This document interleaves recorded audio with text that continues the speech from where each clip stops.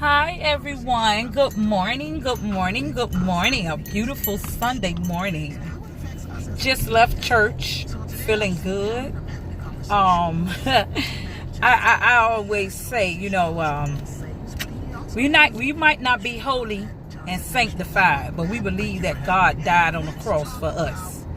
And if we believe that, it's nothing that can come against and come towards us to make us just forget how wonderful this man upstairs is. I just had to just come on that way, because it's a lot of us say, oh, what God did for me, oh, I don't go to church because that church, them people just take your money when you tithing and when you doing this and when you doing that.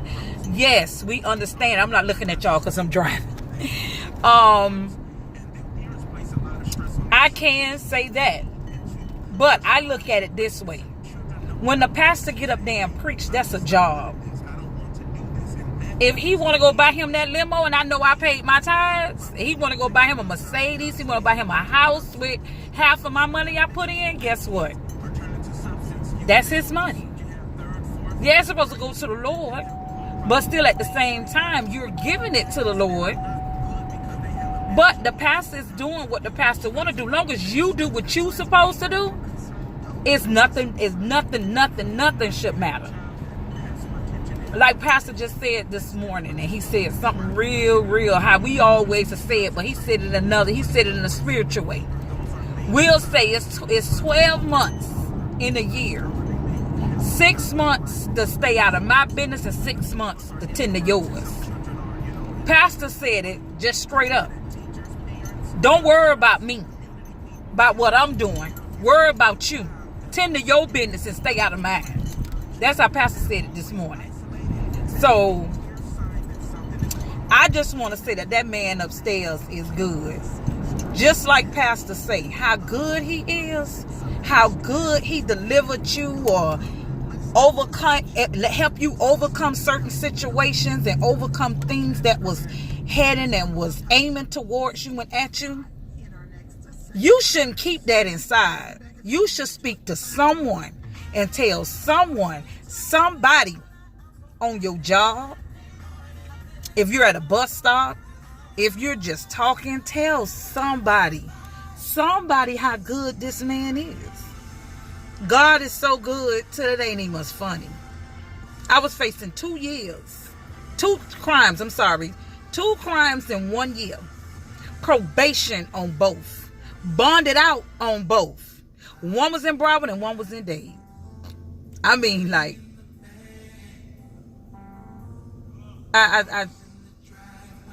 if I don't worship him and thank him, it's I don't know.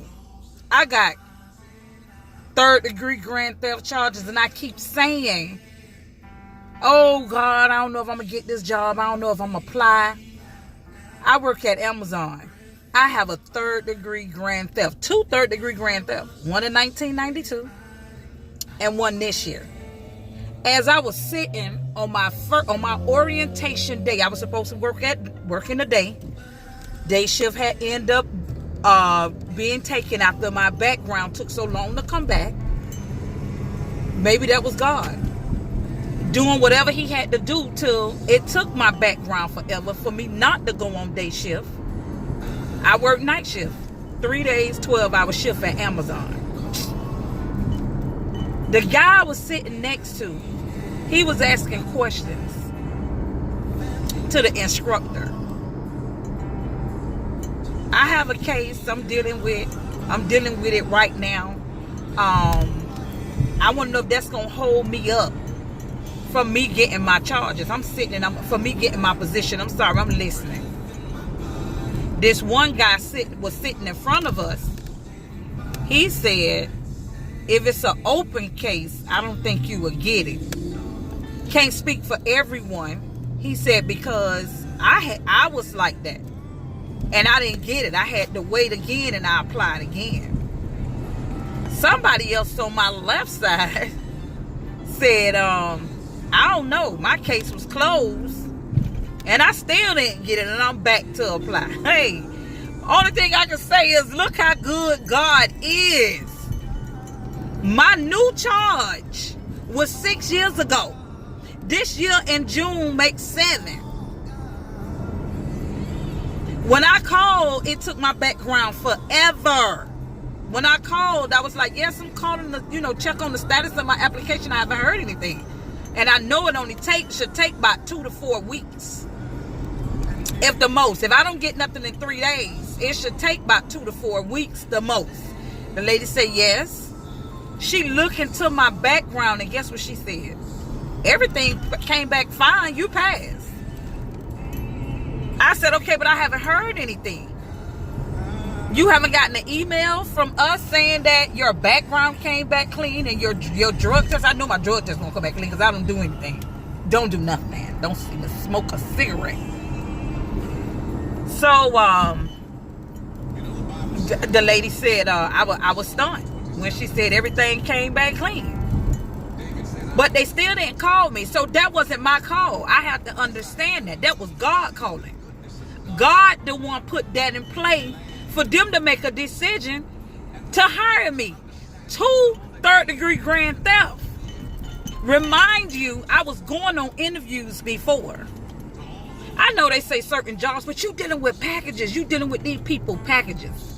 The other job before, I went to Enterprise. And Enterprise went to the interview. The manager liked it, my interview, everything. I knew I did good. I just felt it. So, I'm waiting. So, when I went up to Orlando with my pastor did a calling. He wanted a lot of us to follow him.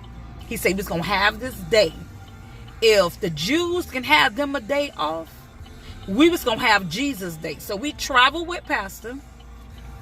Pastor preached at this convention in Orlando. Me and my mom. So as I'm there, coming out of the convention, standing around waiting on the bus to come and pick us up to bring us back because we took a bus up there. The guy called from Enterprise rental car. Hello, hi, LaShawn. I was, hi, how are you? He said, I'm fine. He said, oh, I'm just calling to give you an update. I am so sorry. The third party did not choose you. I do apologize. We did like that your interview. All third, fourth, fifth, and the other. Okay. I said, well, thank you, sir. And thank you for having me for an interview, for even putting my application to select me, for me to have that interview with you all. And I appreciate it. I said, but thank you. He said, I'm so sorry. I said, no, it's nothing to apologize for. I said, and I appreciate it. And thank you and have a good one. He said, you do the same. He hung up the phone, but I know he was stunned. I wanted that job, but that's not what God wanted for me. God didn't want me with that job. God probably knew I was going to be more stressed out than ever. So guess what he said? This one ain't for you. Went back to my old job. I already was working. I just wanted something different. I was tired of doing what I was doing. Me. God probably didn't say it. He was tired. So, with that being said, it is what it is. And it is what God say. If God don't want it to happen, it ain't gonna happen. We gotta understand and know that this world is God's world. It's not ours. It's not our world. It's God's world. So, sometimes I go through a depression stage where I'm at Amazon. I don't feel like going to work sometime. I don't feel like being there, just like I was at my other job. I'm sorry, y'all. I don't know if it's, I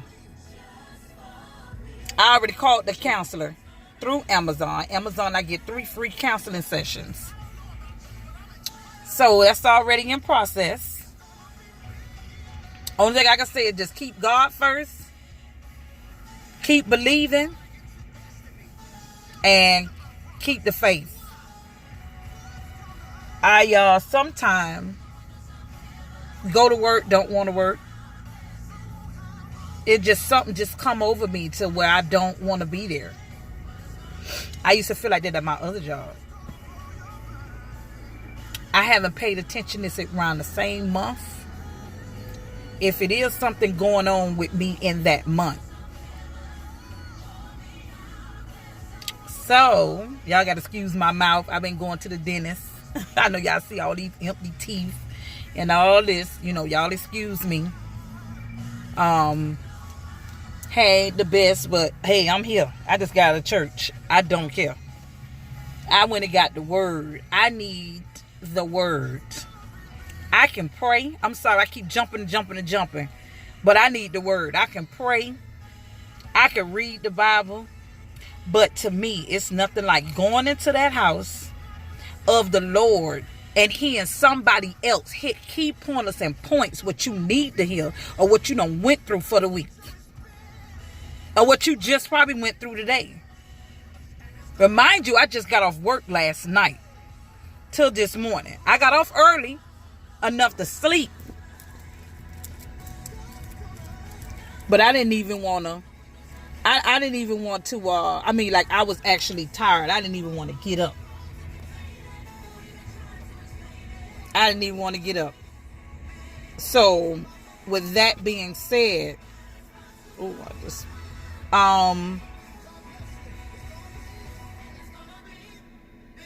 I just asked for a counselor, because I get tired of saying, why this, why that, why can't, why do I go to work and then feel like I don't want to work? So something is going on within me. If it's depression, I need to speak to somebody. I want to always be on no pills, because I'm already on pills for high blood pressure. But if it's depression, I want to know how to deal with it besides, and I know it's nobody but God. I shouldn't even be answering that question. But sometimes you want to know, so then you know what to go to God and ask God for. You got to know how to go to God also, because you got to watch what you ask him, because just how you said it, he's going to take care of it. So we have to watch what we ask God for and how we ask God. It's not watch what we ask him for. Watch how he tell us to take care of the situation for us. Because we'll be shocked. He'll take care of it, and you be saying, oh, why this happened, and you go back to thinking, oh, I just asked God to deliver me from that. I just asked God to take that away from me. That's really not what you meant. So we have to watch how we go to God and ask God for things. I love you guys. I just had to come on here about the word, believing, trusting, telling my testimonies. Never scared to tell a testimony. Never be scared to tell a testimony, what you overcame or what you even going through and how you went through it and how you overcame it. Never. You may be saving someone else, or you may be bringing someone else out of their fear. You all, I be trying to go live, but my YouTube won't let me go live. But always trust and believe. Make sure you read your Bible. Today we read Psalms 119. If you all know the Bible, or you all read the Bible, you know that's the longest verse. Like Pastor say, that has the longest. It's not chapters, he said. They have the longest scriptures in the Bible, 176. 176. We read from Psalms 169 to 176. Pastor preaching on supplication. You all have a blessed one. I hope I just blessed someone. And it's always God. Prayer. Put him first. Seek him first. We always looking for blessings for money. It don't be money. Sometimes it be our lives. Because God already he got it written right here. When we gonna die. But just because you believe in him and you trust in him and you worship him every day, not just one day, not on Sunday, every day, he could have just gave you one more life to live. One more life, one more day, one more year, one more month, and just keep on. It don't have to be money that he blessing you with. It don't have to be we all looking for money. It don't have to be a job. It could be you staying in your place long. You know, you could have been behind in your bills. God could have let that extension just go on until you're able. So don't look at it as I don't got no money. Oh, I'm always praying, asking for money. I'm always praying. God probably don't see fit. This is not our world. This is God's world. We just living in it. You all have a blessed one.